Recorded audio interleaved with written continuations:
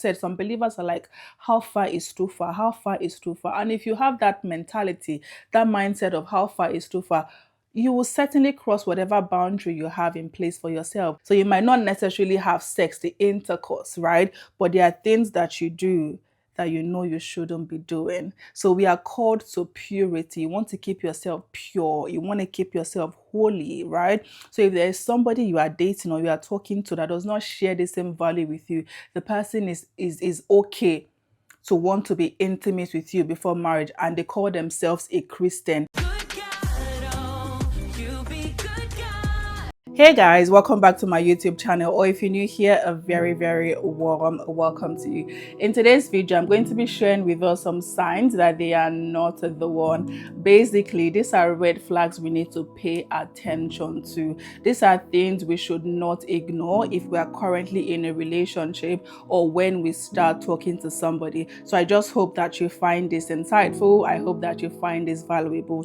And without further ado, let's just get right into it. So the first sign they are not the one is they don't share the same faith as you. I'm sure if you're watching this, you're a believer, you're a Christian, you love God, you honor God, you fear God, and ultimately you want to please God. So if you are talking to somebody, or if you are currently in a relationship with someone and the person does not share the same faith as you, they are not a Christian, they don't love God, they don't fear God, they don't honor God, then that's a clear sign that this person is not the one for you. Even the Bible has told us to not be unequally yoked with unbelievers. So we need to make sure that whoever we are with, whoever we want to get married to, is also a Christian, is also a believer, also fears God, also loves God. So that is one sign. I mean, that's a no-brainer. If I'm being honest, that is like literally a no-brainer for all believers, that whoever you're with has to share the same faith as you.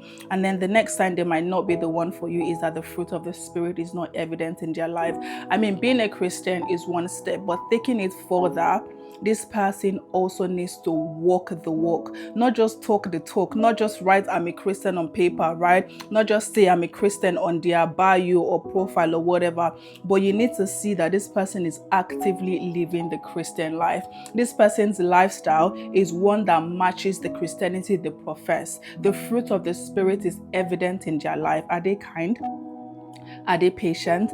Are they loving? You basically know what the fruits of the Spirit are. We need to watch those fruit. People can say anything, but ultimately, right, action speaks louder than words. So if you see that this person says they're a Christian, but their character, their behavior does not look anything like Christ, then you know that I don't think this is the person for me. So watch them closely. Being kind is so underrated. Like, kindness cannot be overemphasized. That is one key area I feel like all of us need to show proof indeed that we are walking in the Spirit, that the fruit of the Spirit is evident in their life. So just watch people, give it time, watch people in different circumstances, in different situations, under different weathers. Just watch them, their character. Like, the fruit speaks much more than any words could ever say to you. And then another sign that they might not be the one is you guys don't have the same values. So as Christians, there are certain values we uphold dearly. There are certain values, godly values, that God has called us to live by, especially when it comes to relationship.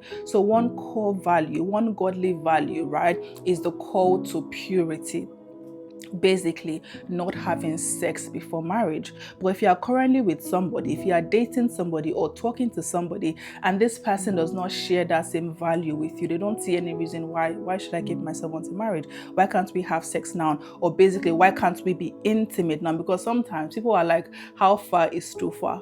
So you might not necessarily have sex, the intercourse, right? But there are things that you do that you know you shouldn't be doing. So we are called to purity. You want to keep yourself pure. You want to keep yourself holy, right? So if there is somebody you are dating or you are talking to that does not share the same value with you, the person is okay to want to be intimate with you before marriage, and they call themselves a Christian, then you know that truly this person might not necessarily be a Christian. Like I said, it's not by their words, but their actions would show that they're a Christian. And sometimes, I've heard this many times as well. So you as the lady, right, might tell a guy that, oh, I want to be pure, or I want to basically not have sex before I'm married. And the guy would be like, okay, that's fine. But once you go into a relationship with this person, right, they start to pressure you, put so much pressure on you to want to basically extend that boundary that you have, right? It can be as subtle as little as maybe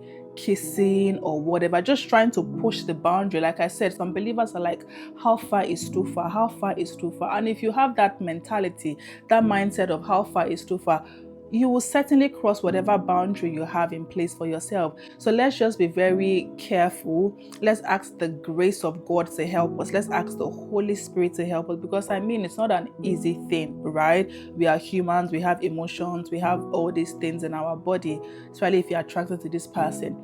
But let's ask God to help us, because ultimately we cannot do it on our own. Self-control can only take us so far. Ultimately, God has to be the one to help us, but we too have a part to play in setting those boundaries, in being disciplined, in being intentional and whatsoever.